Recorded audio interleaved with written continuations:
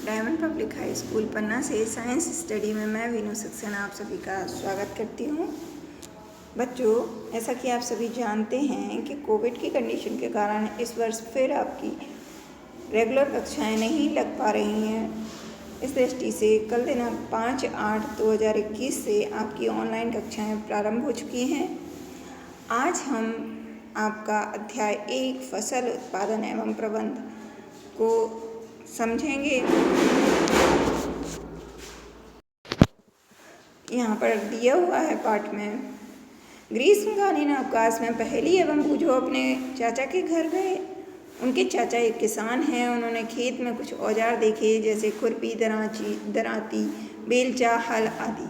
तो क्या यहाँ इन औजारों का उपयोग आप जानते हैं और कैसे करते हैं? शायद हाँ, या कुछ बच्चे ऐसे हो सकते हैं कि जिन्हें पता भी ना हो कि इनका उपयोग क्या होता है।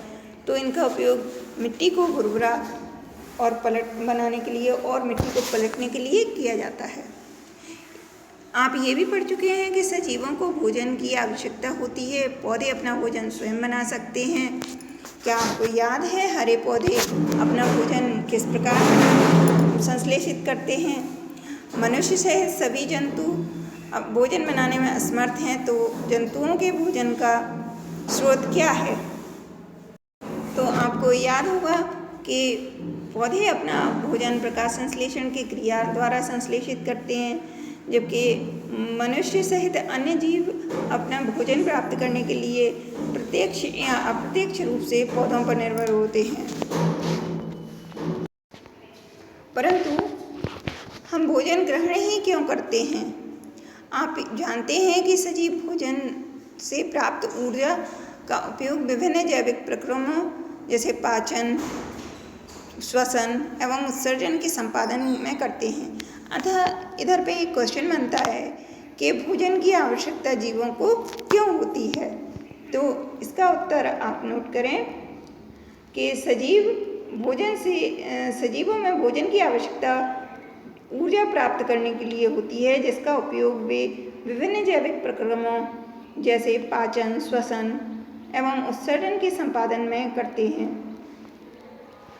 अब हम अपना भोजन पौधों अथवा जंतुओं या दोनों से ही प्राप्त करते हैं। एक विशाल जनसंख्या का भोजन प्राप्त करने के लिए इसका नियमित उत्पादन, उचित प्रबंधन एवं वितरण आवश्यक है। मतलब जैसे हमारे देश की आबादी जितनी है, उसको भोजन उपलब्ध कराने के लिए पर्याप्त मात्रा में भोजन का उत्पादन आवश्यक होता है। तो इधर पे पहली हेडिंग है कृषि पद्धतियाँ। लगभग 10,000 ईसा पूर्व तब मनुष्य घुमंतु थे, यानी घूमते फिरते थे।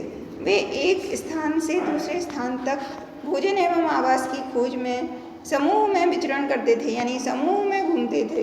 वे कच्चे फल और सब्जियां खाते थे। उन्होंने भोजन के लिए जंतुओं का शिकार करना प्रारंभ किया। कालांतर में खेती कर चावल, गेहूं एवं अन्य खाद्य फसलों को उत्पादित कर सकें, इस प्रकार की कृषि का प्रारंभ किया। तो बच्चों, अब इधर पे शब्द आ गया है कृषि या फसल किसे कहते हैं। तो यहाँ पर परिभाषा लिखनी होगी आपको। फसल किसे कहते हैं? जब एक ही किस्म के पौधे किसी स्थान पर बड़े पैमाने पर उगाए जाते हैं तो इसे फसल कहते हैं। उदाहरण के लिए गेहूं की फसल का अर्थ है कि खेत में उगाए जाने वाले सभी पौधे गेहूं के हैं। तो आप यहाँ पर फसल किसे कहते हैं इसकी परिभाषा नोट कर लेंगे। एक बार फिर बोल देती हूँ, जब एक ही किस्म के पौधे किसी स्थान पर बड़े पैमाने पर उगाए जाते हैं तो इसे फसल कहते हैं। आगे आप जानते हैं कि फसलें विभिन्न प्रकार की होती हैं, जैसे अन्न, सब्जियां एवं फल।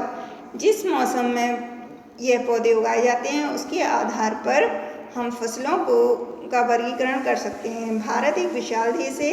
यहाँ पर ताप, आर्द्रता और वर्षा जैसी जलवायु परिस्थितियाँ एक क्षेत्र से दूसरे क्षेत्र में भिन्न हैं। अर्थात देश के विभिन्न भागों में विविध प्रकार की फसलों को दो भागों में बांटा गया है, जो नाम है रबी की फसलें और खरीफ की फसलें।